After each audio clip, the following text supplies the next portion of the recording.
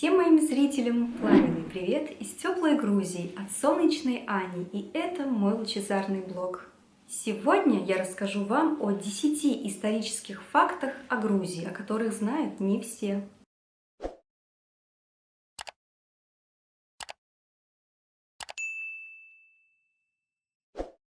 На стыке XII-XIII веков в Грузии была настоящая золотая эра, и эта страна являлась одним из сильнейших государств Европы. Это была эпоха, когда Грузия занимала особое место на континенте с военной, финансовой и культурной точек зрения. Территория и численность населения страны тогда составляла примерно 600 тысяч квадратных километров и 12 миллионов человек, включая вассалов, что уступало только разве что Римской империи после распада Византии. А вот военные силы Грузии по оснащенности, уровню подготовки, количественно и качественно были самой сильной армией Европы. Грузинский царь Давид Ахмашенебели был одним из первых монархов в Европе, который создал царскую гвардию. До Грузии эту идею осуществила лишь Византия. Грузия являлась первой страной, где была запрещена смертная казнь. Кроме того, царица Тамар запретила пытки заключенных.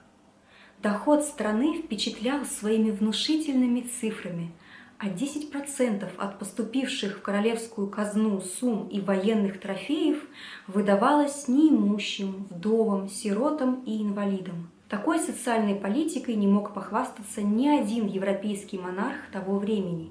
Мне искренне жаль, что от того золотого века Грузии остались лишь эти исторические данные. Грузия имеет целых 3 названия. Сами грузины свою страну называют Сакартвелу или «страна Картвелов». Слово «Грузия», по мнению ученых, образовалось в далекие времена от слова «гурджи», что в переводе означало «волк». Так называли жителей древней Колхиды, которые отличались своим бесстрашием, да и вообще они ассоциировались с очень храбрыми, смелыми воинами, подобно волкам. Кстати, Гюрджистан – это персидское название Грузии. А в остальных странах фигурирует слово Джорджия или Георгия. Это название четко ассоциировали со святым Георгием, который является покровителем Грузии, то есть это страна святого Георгия. Нынешний красно-белый флаг страны установили лишь в 2004 году, наряду со множественными реформами внутри Грузии. Однако происхождение современного флага берет начало еще в древние времена. Известно, что грузинский царь Вахтанг Горгасали уже в V веке использовал белый флаг с изображением красного прямого креста Георгия Победоносца. Также при царице Тамар поднимали белое знамя с красным крестом. Грузинский пятикрестный флаг изображали еще древние картографы, и в самой Грузии он встречается на средневековых храмах. Большой прямоугольный крест в центре является олицетворением Сына Божьего, Иисуса Христа, а расположенные по углам меньшего размера болнийские кресты – это 4 евангелиста. Кстати, болнийский крест – это тип православного креста, который широко используется в Грузии с V века. Грузинский язык считается древним языком коренного населения Закавказья, Иберии, Иверии на востоке и Колхиды, Колхети на западе. Грузинский язык имеет непрерывную письменную и литературную традицию, которая возникла вскоре после принятия христианства в IV веке. Он был создан под влиянием арамейского и греческого письма. С ранних веков использовалось древнегрузинское письмо Мргловани, Асом Таврули. С IX века письмо Нусхури, церковное, а с XI века письмо Мхедрули, гражданское. В 2016 году ЮНЕСКО включила в список нематериального культурного наследия все 3 вида грузинской письменности. Об особенностях грузинского языка я расскажу уже в отдельном видео. В Грузии большая часть населения исповедует православное христианство. Грузия – одна из первых стран, второе или третье по счету государства, принявших христианство. Примерно в IV веке нашей эры на грузинских землях официально утвердилась эта религия. Вера играет важную роль в менталитете грузинского народа и занимает почетное место в их жизни. Многие люди ходят в церковь, молятся, некоторые даже соблюдают пост, а в доме у них обязательно можно найти целую стенку или полки с разными церковными иконами. Церковные магазины можно найти почти везде. Кстати, до принятия христианства в Грузии придерживались более языческих традиций, верили в разных богов, обожествляли природные силы, явления, растения и даже животные.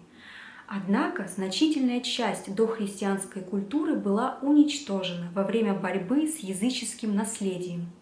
Хотя какие-то языческие ритуалы в некоторых регионах страны все же сохранились, переняв более христианские черты. Страна Колхида, описанная в древнегреческих легендах и сказаниях, являлась Грузией. Ее жители, колхи, описывались древними греками как люди с голубыми глазами и светлыми волосами. Часто у мужчин встречалась слегка рыжая борода, что кардинально отличается от современного образа грузин. Полагаю, имелись в виду не белобрысые блондины, а шатены с синеватым оттенком глаз.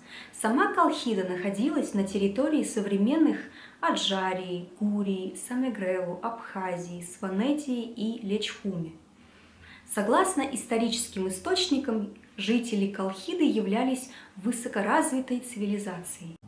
В древнем мире Испания и Грузия носили одинаковое название – Иберия. А язык басков, народа, проживающего в Испании, очень похож на грузинский. Исследование исторических взаимосвязей Грузии и Испании имеет многовековую историю. Корни этого вопроса уходят еще в глубокую древность.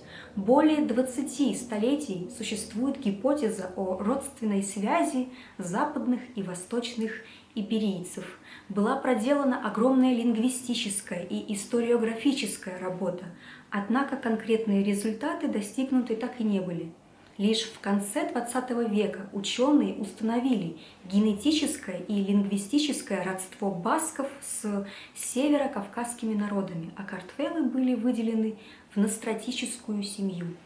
Кстати, в плане темперамента у нас с испанцами тоже есть некие сходства. Именно Грузию считают тем самым местом, где, согласно древнегреческой мифологии, Прометея приковали к скале, а орел целую вечность выклевывал его печень. И все из-за украденного у Зевса огня в целях его применения в качестве оказания помощи людям. Однако его альтруистический жест не был оценен разгневанными богами, которые решили его наказать именно таким садистским способом.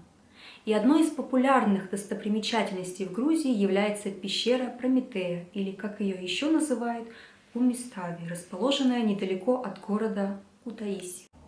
Самые древние останки предков человека были найдены на территории современной Грузии. Больше 20 лет назад палеонтологи обнаружили неподалеку от города Доманиси останки одного из подвидов Homo erectus, человека прямоходящего. Возраст этих окаменелостей 1,7 миллиона лет, что позволяет считать их первыми представителями нашего рода на территории Европы. Сначала этот вид назывался Homo georgicus, то есть человек грузинский, однако позднее стало преобладать мнение о том, что эти существа являлись локальной разновидностью человека прямоходящего. Короче, их назвали Homo erectus georgicus. Как бы смешно это ни звучало, но пусть лучше такой эректус, чем вообще никакой. Ну и, наконец, мой любимый пункт. Американская НАСА отправила в космос грузинскую песню «Чакрулу» в исполнении ансамбля «Эрисиони» как образец музыкальных способностей человечества.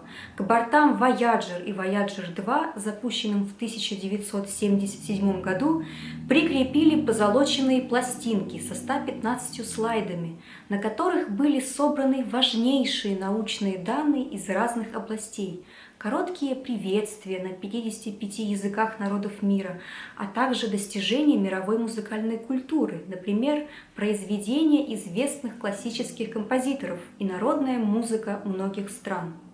Так что теперь можно утверждать, что Грузия своей музыкой покорила не просто весь мир, но и всю Вселенную и космос в целом, с чем и поздравляю.